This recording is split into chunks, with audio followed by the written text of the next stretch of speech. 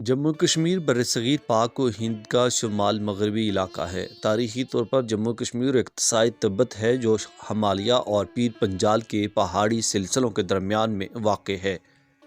جموں کشمیر کافی بڑے علاقے کو سمجھا جاتا ہے جس میں وادی کشمیر، جموں اور لداخ بھی شامل ہیں۔ پاکستانی مقبوضہ جموں کشمیر اور مقبوضہ گلگت بلتستان کے علاقے شامل ہیں۔ 1846 سے ان علاقوں میں کوئی نظام نہیں تھا، اکثر مقامی بدمعاشوں اور غیر ملکیوں کی حکمرانی رہی۔ وادی کشمیر پہاڑوں کے دامن میں کئی دریاؤں سے زرخیز ہونے والی سرزمین ہے۔ یہ اپنے قدرتی حسن کے باعث زمین پر جنت تصور کی جاتی ہے۔ اس وقت خطہ تنازعات کے باعث 3 ممالک میں تقسیم ہے، جس میں پاکستان شمال مغربی علاقے، شمالی علاقہ جات اور پاکستان جموں کشمیر، بھارت وسطی اور مغربی علاقے جموں کشمیر اور لداخ، اور چین شمال مشرقی علاقوں چین اور بالائی قراقرم علاقہ کا انتظام سنبھالے ہوئے ہے۔ بھارت سیاچن گلیشیئر سمیت تمام بلند پہاڑوں پر، جبکہ پاکستان نسبتاً کم اونچے پہاڑوں پر موجود ہے۔ کشمیر پاکستان اور بھارت کے درمیان میں تنازع کی اہم ترین وجہ ہے، اور اس تنازع کا واحد حل رائے شماری ہے۔ پاکستان اور بھارت دونوں جوہری طاقتیں ہیں جو جموں کشمیر آزادی اور خود مختاری کو بامسئلہ کشمیر دنیا کے خطرناک ترین علاقائی تنازعات میں سے ایک شمار کرتے ہیں۔ دونوں ممالک کشمیر پر 3 جنگیں لڑ چکے ہیں، جن میں 1947 کی جنگ، 1965 کی جنگ اور 1999 کی کارگل جنگ شامل ہیں۔ 1971 کی جنگ بنگال کی وجہ سے ہوئی تھی۔ مارچ 1846 کو پنجابی سکھوں سے جب گلاب سنگھ نے غداری کی اور انہیں شکست کا سامنا کرنا پڑا تو انہوں نے تاوان جنگ کے طور پر اپنے علاقے کشمیر، وادی گلگت وغیرہ سمیت کئی علاقے کو انگریزوں کو دینے پڑے۔ ایسے میں جموں ریاست سے لاہور تخت کا غدار مہاراجہ گلاب سنگھ، جس کا انگریز سے گٹھ جوڑ تھا، کشمیر حاصل کرنے میں کامیاب ہو گیا۔ انگریز نے گلاب سنگھ کی وفاداری کے بدلے 75 لاکھ نانک شاہی میں کشمیریوں کو اس کے ہاتھ بیچ دیا اور معاہدہ امرتسر کے تحت جدید ریاست جموں کشمیر کی بنیاد رکھی۔ اس وقت ریاست پونچھ بھی موجود تھی، جس پر بعد میں جموں کے مہاراجہ نے قبضہ کیا تھا۔ اسی طرح گلگت بلتستان میں بھی 2 ریاستیں موجود تھیں جن پر جموں کے مہاراجہ نے قبضہ کر رکھا تھا۔ 1929 میں شیخ عبداللہ نے ریڈنگ روم تنظیم اور AR ساغر نے ینگ مینز مسلم ایسوسی ایشن بنائی۔ شیخ عبداللہ نے ایک تحریک شروع کی جس کا نعرہ تھا معاہدہ امرتسر توڑ دو، کشمیر وادی چھوڑ دو۔ شیخ کشمیر وادی کو الگ عوامی ریاست بنانا چاہتا تھا۔ یاد رہے کہ کشمیر صرف موجودہ کشمیر صوبے کا نام ہے۔ 1931 میں پہلی مسجد ریاسی میں شہید ہوئی ہے۔ کوٹلی میں نماز جمعہ پر پہلی بار پابندی لگائی گئی۔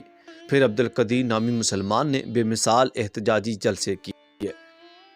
1933 میں سری نگر پتھر مسجد میں جموں کشمیر مسلم کانفرنس کی بنیاد رکھی گئی۔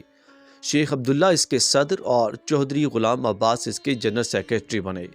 1947 کے بعد جموں کشمیر اور گلگت بلتستان کی اکثریت جو مسلم تھی، اس نے پاکستان کے ساتھ الحاق کرنا چاہا، لیکن مہاراجہ ہری سنگھ کو یہ منظور نہ تھا، جس پر مہاراجہ نے پاکستان اور بھارت کو خط لکھے اور الگ ریاست قائم کرنا چاہی، جبکہ بھارت کی طرف سے مہاراجہ ہری سنگھ پر شدید دباؤ تھا کہ وہ بھارت کے ساتھ الحاق کرے۔ اس لیے بھارت نے اس خود مختار ریاست کی مخالفت کرتے ہوئے اس خط کا کوئی جواب نہ دیا، جبکہ پاکستان نے باوجود کشمیری اکثریتی مسلمان آبادی کے خود مختار ریاست کو تسلیم کرتے ہوئے مہاراجہ ہری سنگھ کو خط کا جواب دیا، اور مہاراجہ اور پاکستان کے درمیان معاہدہ بھی ہوا، لیکن اس کے بعد مہاراجہ ہری سنگھ کو بھارت کی طرف سے شدید دباؤ تھا، جس کی وجہ سے وہ مجبوراً بھارت کے ساتھ الحاق کرنا پڑا، اور 22 اکتوبر سے کئی روز پہلے RSS کے غنڈے مقبوضہ کشمیر میں داخل ہوئے اور کئی شواہد پائے گئے جو ہری سنگھ کو بھارت سے الحاق کرنے پر مجبور کر چکے تھے۔ اسی اثناء میں گلگت بلتستان کی غیور عوام نے مہاراجہ کی فوج کے خلاف اعلان جنگ کیا اور گلگت بلتستان سے مہاراجہ فوج کو بھگا دیا۔ اسی طرح ریاست پونچھ کی عوام نے بھی بغاوت کر ڈالی اور قبائلیوں سے مدد بھی مانگی جو مظفر آباد کے راستے داخل ہوئے۔ اس طرح پونچھیوں نے قبائلیوں کی مدد سے موجودہ آزاد کشمیر سے ڈوگرا فوج کو بھگا دیا۔ اس وقت بھارت خطہ کشمیر کے سب سے زیادہ حصے یعنی 1,01,387 مربع کلومیٹر پر قابض ہے۔ جبکہ پاکستان 85,846 اور چین 37,555 مربع کلومیٹر کا رقبہ موجود ہے۔ آزاد کشمیر کا 13,350 مربع کلومیٹر یعنی 5,134 مربع میل پر پھیلا ہوا ہے، جہاں کی عوام محاصرے میں زندگی بسر کر رہے ہیں اور کسی قسم کی سہولیات زندگی میسر نہیں۔ صحت، تعلیم اور روزگار کے مواقع ناپید ہیں۔ لوگ بیرون ملک جا کر محنت مزدوری کرتے ہیں۔ جس طرح مقبوضہ کشمیر میں برائے نام اسمبلی موجود ہے، اسی طرح ایک برائے نام اسمبلی آزاد کشمیر میں بھی موجود ہے۔ کشمیر میں اسلام 14ویں صدی کے شروع میں ترکستان سے صوفی بلبل شاہ قلندر اور ان کے 1000 مریدوں کے ساتھ پہنچے۔ بودھ راجہ رچن نے دینی افکار سے متاثر ہو کر بلبل شاہ کے ہاتھ پر بیعت کی۔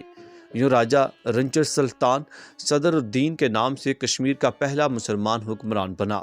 بعد ازاں ایک ایرانی صوفی میر سید علی ہمدانی 700 مبلغوں، ہنرمندوں اور فنکاروں کی جماعت لے کر کشمیر پہنچے اور اس ثقافت کا جنم ہوا جس نے جدید کشمیر کو شناخت مہیا کی۔ انہوں نے ہزاروں ہندوؤں کو اسلام میں داخل کیا۔ آزاد کشمیر کی 98% آبادی اور شمالی علاقہ جات کی 100% آبادی مسلمان ہے۔ بلتستان میں 80% اثنا عشری شیعہ مسلمان، جبکہ گلگت میں 10% اسماعیلی شیعہ بھی آباد ہیں۔